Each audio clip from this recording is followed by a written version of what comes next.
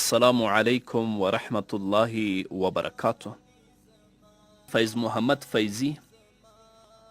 د کندهار له ولایت څخه سلامونه رالیږلي او د سلام نه وروسته لیکلي چې زه یوه پوښتنه لرم. پوښتنه مې دا ده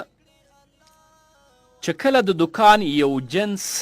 موږ بغیر د ضمانت نه په 20,000 افغانیو یو کس ته ورکړو،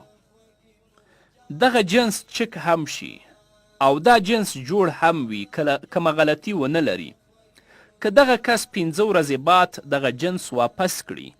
نو موږ دغه جنس د دغه کس څخه په تاوان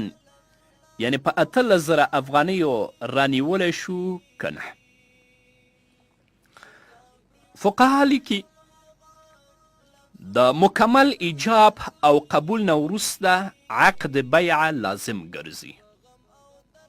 او یو ته هم جبرا د عقد د ختم کولو حق حاصل نه دی.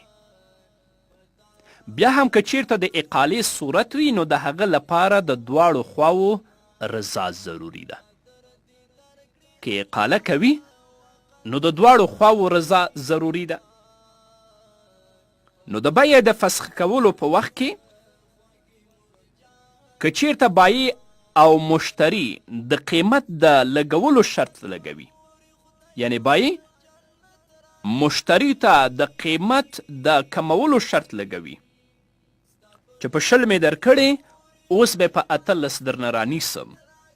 نو د دواړو په رضا سره بیه فسخه کیږي او بایع به مشتری ته ټولې روپۍ ور واپس کوي، دا 20,000 به ورکوي. د پیسو د کمولو شرط کالعدم او باطل ګرځي. هدایه په 3 جلد کې په 1 صفحه کې باب الاقاله کې لیکي الاقالة جائزة في البيع بمثل الثمن الأول فإن شرط أكثر منه أو أقل فالشرط باطل ويرد مثل الثمن الأول. په بیعه کې اقاله جایز ده،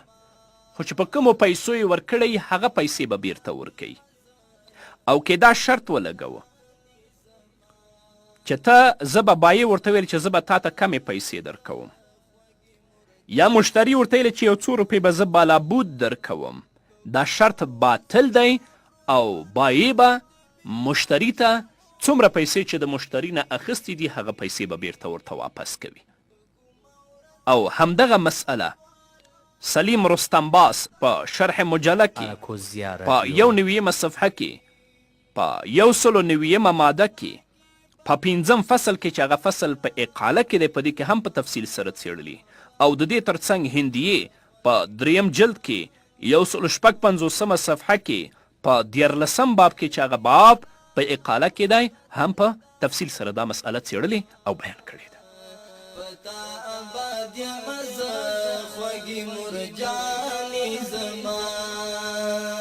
اوس هم چې درد شي په ما چغې کړم مورې مورې، اوس چې هم درد شي په ما چغې کړم مورې مورې،